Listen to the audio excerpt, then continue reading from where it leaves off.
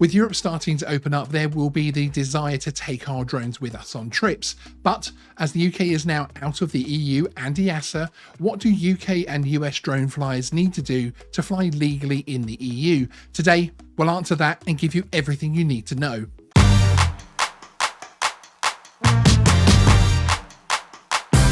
Hey everyone, my name is Sean and welcome to Geeksvana. Coming up in a mini series of videos, we're going to be showing you how to get your drone registered and yourself approved to fly across the entire EU.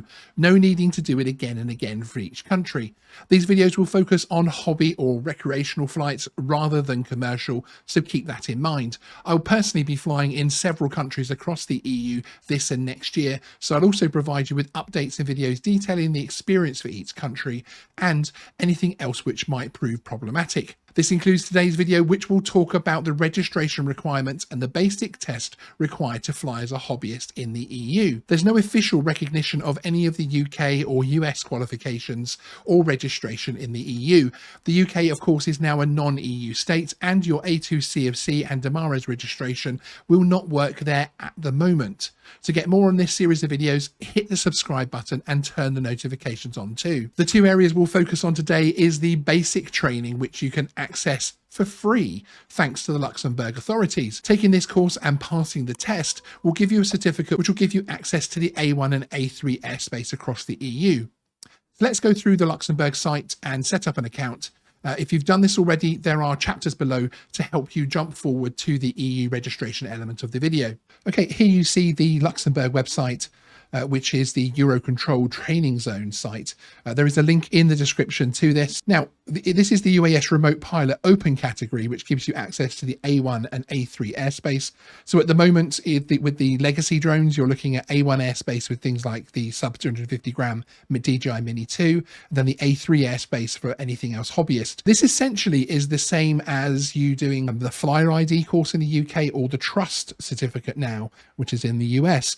You get 3 months to study. The course itself should take about 2 hours, as it says here. So the first thing you need to do on this site is set up an account. So once you've done that, you'll come up with these 5 steps, which step 1 is to activate your account by clicking the link received on the email, logging in with the username that they provide you. They provide you an automatic username rather than you choosing one, and then you'll then need to accept their terms and conditions, but we'll come through to that. Step 3, you then review the profile, in particular ensure that you've set a security question and answer, and a second email address if possible to ensure that you can obviously gain access to your account if you have any problems. And then step 4 is to access the remote pilot courses to register, either from the training catalog UAS folder or from your homepage. That's all very straightforward, and the course itself is excellent. It's very well put together.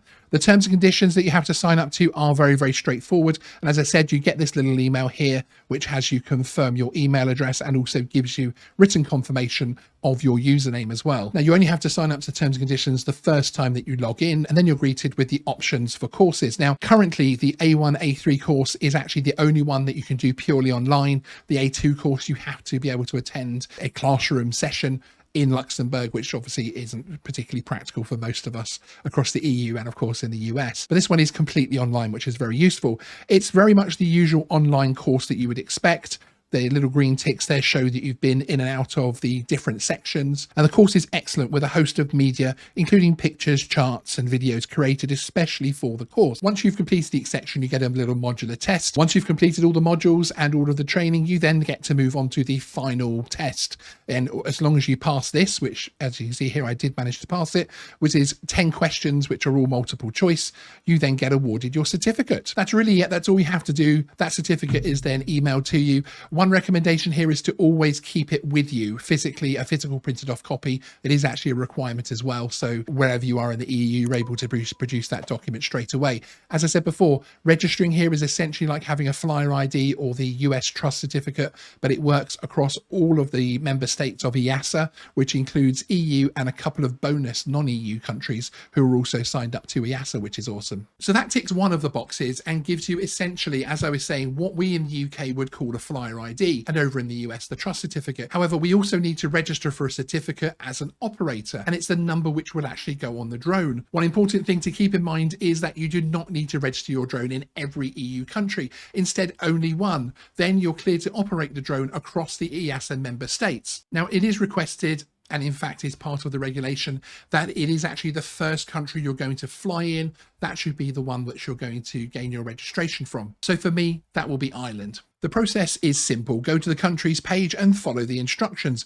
For Ireland, it was a very straightforward process, and you can find the link to this in the description to that particular country's page. The EU country you intend on flying in first will usually have you sign up in a way which confirms your identity, such as uploading a picture of your driving license or passport, and link your sign-up account to an authenticator app. Because the registration number will be linked to you, it's understandable that extra steps will be taken to confirm who is registering, etc. The fee for the Irish registration was an eye-watering €30, but as it is giving me access to the entire EASA EU airspace, I decided to pay it. Once you've completed the payment, you then need to submit the application itself to the IAA, the Irish Aviation Authority, who will then come back and confirm things. The process is a little bit more involved, but you can understand that from the point of view that I'm a non-EU resident. So it would be similar to somebody who is not from the UK or not from the US wanting to register in that country. A lot of what occurred during the sign-up process were in secure sites with personal data, and we're using obviously site secure software. So I've decided not to show that part of the process, but it is very simple and a very straightforward process. So in summary, to fly your Mini 2 or other lightweight drone in the A1 category of airspace within the legacy period ending at the end of 2022, or any drone within the A3 airspace, then you'll need to take the A1 A3 course to gain the certificate. This is basically, as I was saying, the Flyer ID as UK flyers know it, or the Trust Certificate as it is now in the US. In addition to this, you'll need to register in one of the EU EASA member states. It should be the first one you intend to fly in, and then you're good to go across the entire EU. One caveat I would add is to still check the National Aviation Authority for the country you're flying in, as some will have some extra hoops and steps they ask you to take when flying in their airspace. Hopefully this will have helped you all. Up next, I'll be taking my A2 CFC to allow me to fly the heavier legacy aircraft in the EU congested areas. To find out more about that and to get more on our Flying in the EU playlist, hit the subscribe button and turn on the notifications. Sean out.